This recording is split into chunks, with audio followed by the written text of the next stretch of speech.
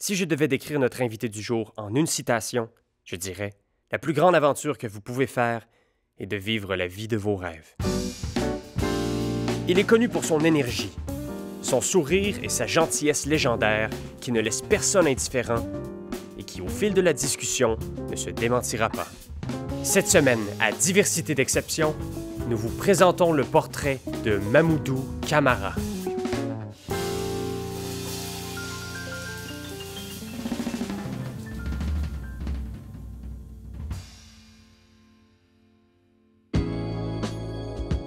Mamoudou Camara vient de la lignée de transmetteurs de savoir et de culture par sa mère griotte malienne et son père diplomate d'origine guinéenne. Ses parents quittent le Burkina et s'installent en Guinée lorsque notre citoyen du monde est âgé de 3 ans. Je suis citoyen du monde. Déjà, si on regarde mes origines, je suis né au Burkina Faso, ma mère est malienne, mon père est guinéen. Je pense que je serais mal placé à commencer à dire « Ah non, moi, je suis burkinabé, fini ». Donc, je me suis dit que non, ma destinée a fait de telle sorte que je suis un citoyen du monde. Où que je sois, je me sentirai chez moi et je me sentirai pas d'appartenance, mais plutôt je vais prendre tout ce qui est de bon et j'avance avec ça. Convaincu d'avoir l'immigration dans les gènes, Mamoudou Camara s'installera plus tard au Canada. Mon père m'a toujours répété ça. Vu qu'il était diplomate, et par ses voyages, il a fait ses études aux États-Unis. Et c'était dans les années 60, au temps de la ségrégation.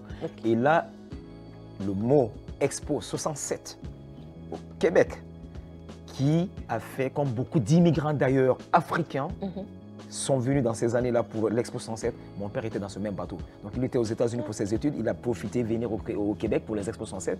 Il est tombé en amour du Québec et du Canada. Donc finalement, il est venu s'installer après ses études et tout ça. Il a travaillé pour même le ministère de l'économie du Québec et le ministère aussi de l'économie du Canada à Ottawa. Et au fil du temps, il est rentré par la branche des Nations Unies. Et là, il a décidé d'aller aider l'Afrique à travers les branches des Nations Unies. Et c'est en ce moment, moi, je suis né canadien, parce qu'il était déjà canadien. Je suis né canadien. Et il me dit, je t'ai donné la nationalité canadienne, souviens-toi toujours de ça.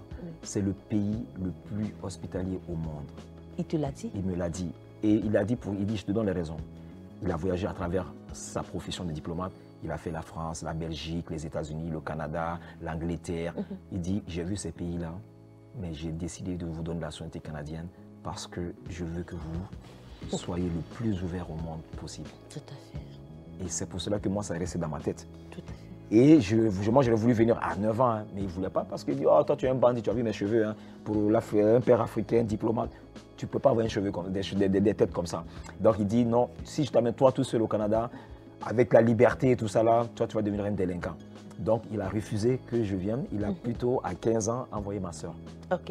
Et si ce n'était pas à cause de ma soeur, je ne serais jamais au Canada parce qu'il avait toujours cette mentalité-là que je vais devenir un délinquant parce que j'avais trop le côté culturel à moi. Et en Afrique, souvent, quand tu es dans la culture, parce qu'on a des styles et tout ça, ils vont dire, oh non, lui, c'est un délinquant. Tu vois, donc c'est paradoxe. Hein. On est considéré comme l'un des pays les plus culturels. C'est une perception. Exact. Donc finalement, j'arrive à 19 ans grâce à ma soeur, finalement, qui a dit non, il ne va pas être un délinquant. Donc il dit que tu sais quoi, je m'occupe de tout. Fan incontesté de Michael Jackson, Mamoudou va, à ses débuts au Québec, très vite en faire un modèle en s'inspirant non seulement de son actualité, mais surtout en imitant ses pas de danse. Ah non, moi, mon déclic, comme je disais, ça a été depuis l'âge de 4 ans, grâce à Michael Jackson. Parce qu'il y a une émission qui passait en Guinée qu'on appelle Parade. C'est tous les samedis, à partir de 20 h, c'est l'émission culturelle de tous les vidéoclips de l'heure. Là, on remonte dans le passé. Ah non, pas on retourne dans le passé, dans le passé, là, exact. Et là, moi, j'ai vu Michael Jackson. Non. Mais lui, il était danseur. Michael n'est pas juste un danseur. Il était acteur de cinéma aussi? Non, mieux, il était tout ça. Parce que premier artiste à révolutionner le milieu musical en créant une vidéo, un film, en créant une histoire à travers une chanson. Avant, on faisait juste, bon, d'accord, des chansons, vidéos, mais non, lui, il racontait une histoire qui touchait tout le monde. Donc bref, ça m'a inspiré et c'est là que j'ai dit non, moi je vais faire ça. C'était pas trop ambitieux? Certes, trop ambitieux. D'Afrique, c'est vrai, on est fils de diplomate, le papa il s'attend à ce qu'on mette des vestes et des cravates et cravate tout. Et il faut que je sois un médecin, un économiste. Exactement. Non, effectivement. Mais c'est grâce aussi à l'inspiration de ma mère. Comment ça? Quand j'allais en vacances, je voyais ma mère qui était griotte. Et elle faisait des grosses cérémonies dans les événements de gouvernement, des gros mariages. Elle était toujours invitée dans ça parce qu'elle était une lignée des familles griottes, le nom de famille Kouyaté. Donc, toute personne qui est de l'Afrique de l'Ouest savent, dès que tu as le nom Kouyaté, ils savent exactement que, ok, ça c'est des lignées, des transmetteurs de l'histoire et de la culture. Il est clair que rien ne prédestinait ce fils d'immigré qui se vouait à l'animation et à la danse à découvrir un appel dans l'industrie du 7e art. On m'a donné une chance. Oui, j'ai fait l'audition, c'est sûr. Qui t'a donné la chance? Mais je peux prendre l'anxiété. Alors, c'est Monsieur Roy, le réalisateur et le producteur. Donc, moi, j'ai vu le casting, je me suis proposé. Ça ne marchait pas, mais il a vu mon démo de ce que j'ai fait. Ça l'a inspiré par ses mots. Il dit, mais non, faut que ça marche avec son histoire, qu'il faut que j'ai un philosophe. Et il voyait mon caractère qui répondait à ça. Et il a vraiment composé ce rôle, effectivement, de jeune philosophe. Que j'ai joué dans l'Anxiété, qui est un film exceptionnel, qui est un film engagé aussi, dont même le réalisateur est un personnage engagé. C'est le fils d'ailleurs de Patrice Roy, le grand journaliste à Radio-Canada, et qui parle effectivement de la dépression et de l'anxiété que les gens ont décelé pendant la pandémie. Et lui, il a fait une lumière sur ça. Et là, tu étais fier d'incarner ce rôle-là? Absolument. Comment tu peux dire ça? Si les gens pensaient tous comme toi, ce serait la fin du monde. La fin du monde? Le monde a toujours fonctionné comme ça. Et regarde, on est encore là. Excuse-moi, mais si, comme tu dis, absolument tout le monde a des préjugés, comment on fait alors pour éviter d'être raciste? Mais on l'évite pas. Alors on est tous racistes. Toi, moi, lui... Exactement. Toi, t'es raciste. Toi aussi, t'en fais pas. Jamais. Ricardo Troggi est vraiment une personne exceptionnelle. En fait, quelqu'un de tellement simple et qui te met à l'aise. Il est vraiment adorable, vraiment adorable. Et oui, c'est ça, donc une expérience exceptionnelle aussi. J'ai voyagé en Italie à travers ce film. Et un personnage que j'ai adoré, qui est basé effectivement sur la trilogie de Ricardo, d'un Africain qu'il avait rencontré pendant ses études. Et puis voilà, et j'ai eu la chance de jouer cette personne. Quand je dis je suis très fier parce que, imaginez-vous, hein, un Africain qui débarque au Québec avec rien. Moi, je suis arrivé tout seul. Oui, ma soeur était là, mais j'avais aucune idée du milieu, comment ça se passe. Mais je savais une chose, c'était ma passion et ma détermination d'être dans les arts. Donc, me voir que j'ai décroché mon premier grand rôle en 1991, avec rien, tu arrives, pour moi, c'était une grande fierté. C'est pour ça que je disais que je suis tombé, parce que dans le milieu, c'est difficile pour tout le monde. Peu importe d'où tu viens, Québec ou autant, c'est déjà difficile. Mais quand tu reçois que tu as joué dans ça et que c'est passé, en plus, c'était le film qui a gagné le meilleur box-office. Tout à fait. OK? Et que tu as joué dans ça, c'était un honneur. Malgré que ses succès s'enchaînent de façon fulgurante, l'homme de la diversité ne se sent pas assez médiatisé. Il y a une lacune énorme qui ne date pas d'aujourd'hui, c'est avant ceux qui m'ont précédé. Alors, ce n'est pas Mamoudou qui est la première personne à affirmer cette chose-là. Mais par contre, je peux dire aujourd'hui que, vu que je suis dans le milieu aujourd'hui, avec mes expériences, des projets que j'ai déposés, effectivement, des tas de choses que j'ai fait, oui, il y a beaucoup de gens qui m'ont donné une chance, ça je dois le dire aussi. Mais quand on regarde notre écran, je vais parler du cas du Québec que je connais, je ne vais pas parler du cas du monde entier, je n'ai pas vécu au monde entier, mais au cas du Québec, on l'affirme de plus en plus, qu'effectivement, les distributeurs, quand on dépose des projets, les créateurs de projets, les auteurs, oui, il y a une lacune, il faut le dire. Comment ça se fait qu'on vit au Québec, qu'on dit qu'on a des Haïtiens, des Mexicains, des Chinois, et moi je suis dans l'Union des artistes, je vois que dans les plus de 10 000 membres des artistes, il y a toutes sortes de Québécois d'origines diverses. Mais comment dans nos écrans, quand on regarde nos écrans, on ne voit pas ces Mexicains aussi, et c'était des gens formidables. Alors, ça commence par qui? Par les auteurs. Et après ça, les distributeurs, les producteurs. Oui, il y a un problème, effectivement, que ces personnes, de producteurs, et distributeurs et les auteurs, décident pour la population ce qu'ils doivent regarder ou ne pas regarder. Pourtant, moi, je sors avec une Québécoise, qu'une Caucasienne, dans le sens qu'on a une réalité qui veut dire qu'un Africain et une Québécoise blanche, il doit se passer beaucoup de choses. La nourriture, la façon de penser. Et je ne suis pas le seul, comme je dis, il y a des Mexicains, tout ça. Imaginez-vous que si les auteurs et les producteurs et les distributeurs racontaient ce genre d'histoire de notre société réelle, que nous sommes des Québécois d'origines diverses, Mais voilà la beauté de la société. Une lecture, tu viens de l'affirmer aussi. Et qu'est-ce qu'on peut apporter comme solution? Parce que c'est bien beau de critiquer, c'est bien beau de dénoncer, mais quelle est la solution que tu suggères? J'adore le mot que tu as dit de critiquer. Et ça, c'est l'autre chose que je dois dire à toute honnêteté, que oui, d'accord, nous qui sommes des Québécois d'origine diverse, arrêtons de chialer ou de se critiquer. Il faut s'impliquer. Et ça, je suis entièrement d'accord et je dois le dire. Il faut s'impliquer, il faut qu'on s'intègre, il faut qu'on dise qu'on est là. Mais en même temps, je sais qu'il y a beaucoup de gens qui l'ont dit souvent, nous sommes là, nous sommes impliqués, intégrés, tout ça. Mais est-ce qu'il y a une synergie entre tous les acteurs du 7e art? Est-ce que entre Non, il n'y a pas de synergie parce que effectivement, comme moi je suis du côté qui a de l'espoir et qui essaie de faire les choses de façon à travailler ensemble et à donner des solutions. Et ma solution que je donne à ta question, c'est de dire, effectivement, moi, mon opinion, c'est de dire, en fait, on est ensemble. Comme on dit en Afrique, on est ensemble, on veut tous le bonheur du Québec, on veut tous le rayonnement du Québec. Si je regarde au niveau des Québécois d'origine diverse, s'il vous plaît, intégrez-vous dans le sens que on ne peut pas être à deux endroits en même temps. Si je suis au Québec, je vais vivre au Québec à fond. Sa passion pour la culture se remarque partout. Mamoudou Camara est très impliqué dans la Montérégie. Il est membre du comité à la création de la politique culturelle de la ville de Châteauguay et aussi parmi les animateurs du week-end de concert du 350e de la ville de Châteauguay. Je suis impliqué non seulement dans le comité du 350e de la ville de Châteauguay, oui. Je suis aussi dans le comité de la politique culturelle de Châteauguay. Si je prends le cas du comité du 350e de Châteauguay, un formidable événement qu'ils ont fait, oui. Il y a ces questions qui ont été approchées. La ville a envie, effectivement, d'intégrer et de travailler avec la diversité.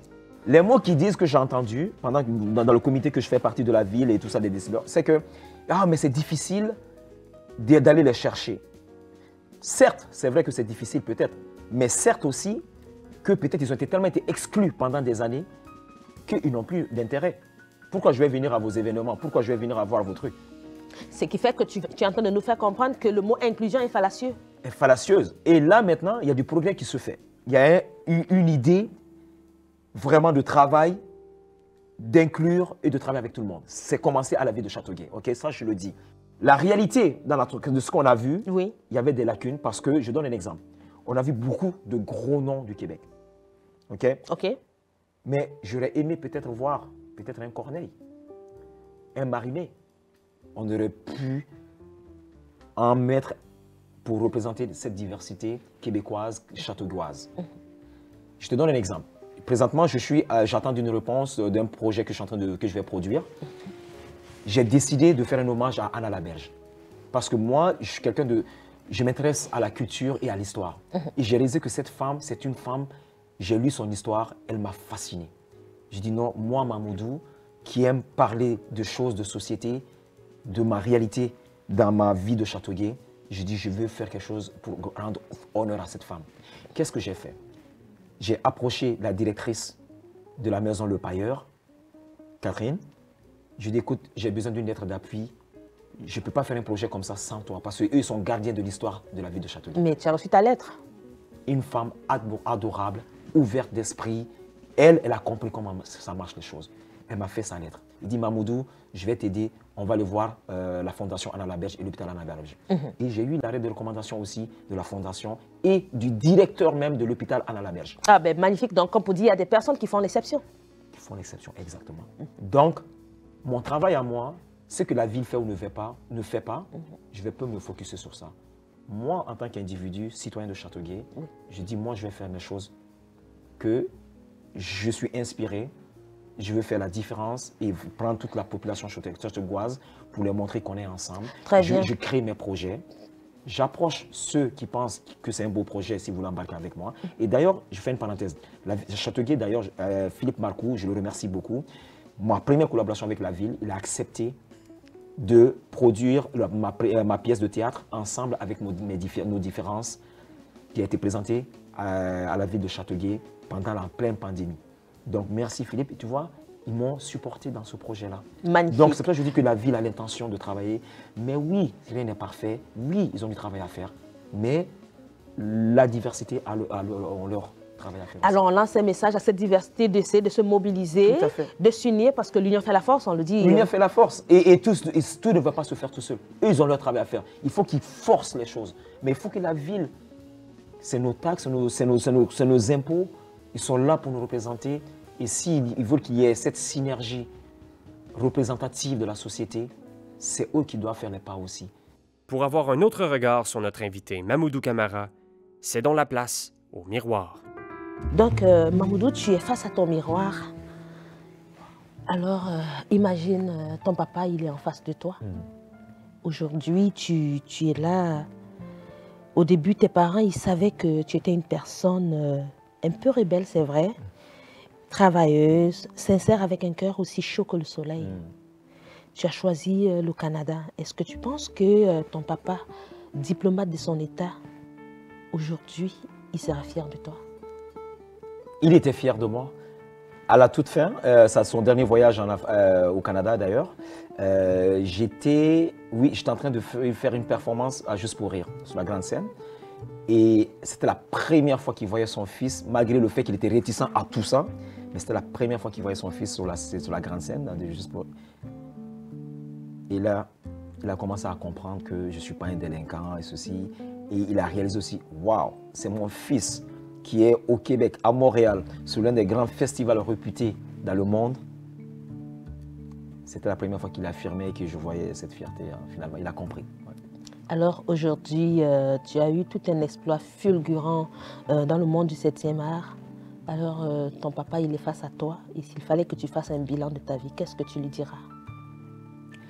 Je lui dirais que je suis content de ne pas avoir écouté.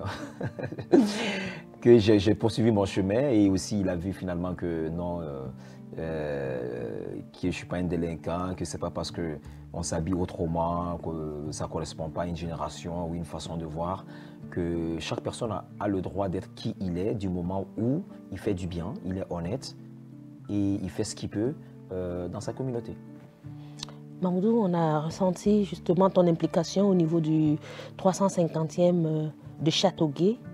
Alors, si je te demandais de me citer un mauvais coup, ça sera lequel? Ben ça m'était jamais arrivé. C'est moi qui animais tout le week-end de vendredi, samedi à dimanche, le 350e du week-end. Et comme je dis, par mes expériences passées, et surtout dans notre milieu, nous, écoute, tu ne peux pas annuler un artiste comme ça, à moins qu'il y ait de force majeure, je ne sais pas quoi exactement. Et souvent, ça vient de la part de l'artiste, mais jamais à l'inverse.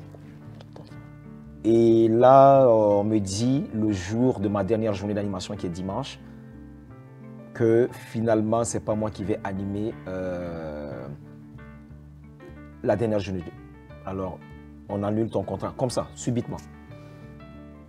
Je dis, oh, waouh. Bon. Quelle raison? Ah, la raison que j'ai obtenue, bon, certes, on peut dire, c'était une réponse de choix et d'opinion. Tout à fait. Bon, l'artiste qui est invité, la grande vedette, il est dans la soixantaine, 70 pour ne pas dire. Bon, le public qui va être là, c'est des publics âgés, donc je ne suis pas dans le style. Ah ouais. Je dis, ben, savez-vous que je suis un professionnel dans le milieu. Ce que j'ai animé les 2 derniers jours, ça répondait à mon public qui était devant moi. Tout à fait. Forcément, le public qui va être devant moi dimanche, je suis un professionnel. Je vais m'ajuster conséquemment et je le savais de toute façon parce que j'ai vu le nom et j'étais même préalablement par la même équipe qui m'a donné des détails par rapport à cet artiste, tout ça. Donc j'ai réalisé, j'ai capté ça que effectivement, ça ne serait pas la même animation que je vais faire certainement au niveau de l'énergie. Comment tu t'es senti face à ce rejet? En fait, comme je dis, moi je suis un professionnel, je suis dans 2 syndicats. Okay? Je suis dans l'Union des artistes du Québec. Je suis aussi dans l'Association canadienne des animateurs de la télévision canadienne, qui est l'ACTRA, qui gère tous les artistes, comédiens ou télévision animateurs au Canada. Donc forcément, après 20 ans dans le milieu et après une formation professionnelle en animation et journalisme, je pense que je suis capable de comprendre comment animer un événement dépendant de qui est devant moi.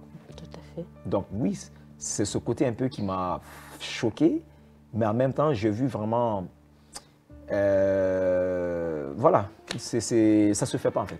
tout simplement. Ça ne se fait pas. Ça ne se fait pas. Depuis quelque temps, on a ressenti que tu es très impliqué pour défendre la cause, pour mettre en avant une cause d'ailleurs qui passait assez sournoisement.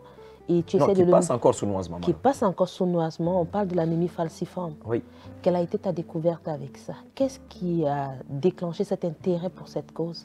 Ben, en fait, moi, j'ai la maladie. Je souffre de l'anémie falciforme. Pour ceux qui ne connaissent pas, en Europe et en Afrique, on l'appelle drépanocytose. En fait, c'est la maladie génétique du sang la plus vieille au monde. C'est la maladie génétique du sang la plus mortelle au monde. C'est la maladie génétique du sang qui tue plus d'enfants au monde avec toutes sortes de toutes maladies génétiques confondues. Leucémie, fibrose kystique, cancer, je peux les citer. Mais c'est une maladie qui est la plus méconnue, malheureusement, dans nos sociétés au Québec ou au Canada présentement. Et en Europe, ça va un peu. Et en plus de ça, c'est que c'est la maladie, comme je disais, qui affecte ceux qui sont atteints. 90% proviennent de la communauté noire et afro-descendante. Et ils ont découvert dans les 10 dernières années que c'est une maladie qui touche même les personnes issues de l'Asie, de la Méditerranée. Pour te faire entendre, c'est carrément difficile parce qu'il faut, premièrement, quand moi je suis arrivé, j'ai fait ma première crise de la maladie parce que c'est des douleurs chroniques et pour calmer ta douleur, ça prend de la morphine. Pour calmer. Donc tout ce qui est les opiacés. Il n'y a pas de médicament pour guérir cette maladie, il n'y en a pas. J'arrive à l'hôpital à Saint-Eustache, je les explique qu'il me faut de la morphine. Moi, je connais ma maladie, je suis né avec, je la connais. Je dis, il me faut la morphine pour calmer mes douleurs. Je suis en pleurs. Quand ça t'arrive, tu pleures, c'est des douleurs qui s'élèvent.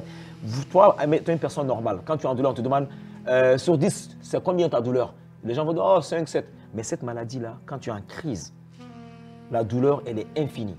Donc, tu ne peux pas nommer un chiffre, impossible. C'est partout dans le corps, ça te démolit. Je n'ai pas eu de traitement parce que les gens ne le savent pas. Les médecins ne savaient pas, l'infirmière ne savait pas. J'ai passé 24 heures sans douleur, sans médicaments pour calmer. Ils m'ont donné juste un Tylenol. Et j'étais en pleurs. Je dis, je vous ai... Bref, c'est le médecin le lendemain qui a eu une compassion, finalement, qui m'a donné la morphine. Quand on est incompris face à une cause pareille. Alors, c'est là que ça a piqué qu'il faut faire un projet avec ça parce qu'effectivement, et avec les médecins qui sont spécialisés au Québec, ils ne sont pas beaucoup, ils ont dit effectivement, il y a au moins plus de 70% de nos personnels soignants au Québec qui ne savent pas c'est quoi l'anémie falciforme. Tout à fait. 70%. Tu te décides de te lancer dans la production et justement, première production qui est un projet pilote, Souffrir en silence. Oui. On en parle? Parlons-en. Où est-ce que tu es rendu? Je suis rendu, ça va très bien, même s'il manque de financement. C'est un combat difficile, comme toutes les productions de films, de projets. Mais ce projet, il est particulier parce que ça tue beaucoup de gens. Donc, j'ai décidé de faire ce pilote grâce à mon partenaire principal, qui est M. Wilson Sanon, le président fondateur de l'Association de l'anémie falciforme du Québec. Son propre fils, enfant, est mort de cette maladie au Québec. Raison pour laquelle il a créé cette association, ça fait bientôt 25 ans. Et il m'a pris en charge. Et à travers ce pilote, j'ai été invité en 2023 pour présenter le pilote au Sénat canadien. Et un Sénat qui a d'ailleurs bien accueilli ce projet. Très bien accueilli. Un certificat de remerciement. J'ai eu même un certificat de reconnaissance du Sénat pour mon implication pour la cause et pour ce projet. Offert par quelle sénatrice? Par Marie-Françoise, l'honorable sénatrice Marie-Françoise Mégy et l'honorable sénatrice Amina Gerba. Est-ce que ça veut dire que tu as finalement eu le financement pour... Je n'ai pas eu le financement parce que les sénatrices, c'est très compliqué, ils ne peuvent pas financer, ils ne peuvent pas soutenir, ils peuvent accompagner pour que ça soit une idée sociétale. Par contre, ce qu'elle a fait, qui est encore extraordinaire, pour que toute la société canadienne, québécoise bien sûr, qu'on commence à mettre une emphase sur cette maladie qui est dévastatrice, elle a présenté un projet qui est le projet S282 pour l'élaboration, pour qu'il y ait un consensus national sur cette maladie avec le personnel soignant. Et là, c'est en deuxième lecture. Et elle m'a appelé pour l'élaboration de ce projet. Et j'ai eu effectivement une reconnaissance aussi à cet effet. Donc aujourd'hui, tu vis dans l'espoir, mais tu es décidé à continuer à défendre cette cause. Je continue pour cette cause, avec mon partenaire, l'Association de l'anémie falciforme du Québec. Et je suis aussi accompagné dans ça par les chercheurs impliqués au CHUM, au CUSUM, CHU Sainte-Justine et EMA Québec. Ouais. Ton message de fin, ça sera lequel? Mon message serait ceux qui souffrent de cette maladie, baissons pas les bras.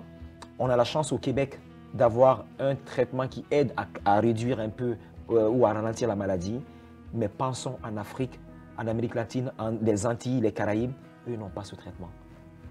Donc, faisons ensemble avec ce projet de Souffrir en silence, ce film, que le message passe, qu'ils aient aussi ce soutien et cette recherche continue afin de développer. Juste un dernier mot. Je disais tantôt que l'anémie falciforme, c'est la maladie du sang la plus mortelle au monde, la plus vieille au monde. Mais regardons le cancer. Le cancer, ça fait moins de 20 ans, mais aujourd'hui, on peut guérir du cancer. Il y a des traitements. Mais comment ça se fait que l'anémie falciforme, la maladie du sang la plus vieille au monde, la plus mortelle, qui tue plus d'enfants, plus de personnes que la fibrose kystique, et qui touche plus de 90% de la population noire mondiale, comment ça se fait qu'il n'y a pas d'action? Donc mon mot de fin, ceux qui souffrent de cette maladie et les proches aidants, et tous ceux qui s'impliquent pour cette cause, travaillons ensemble afin que les gens arrêtent de souffrir en silence.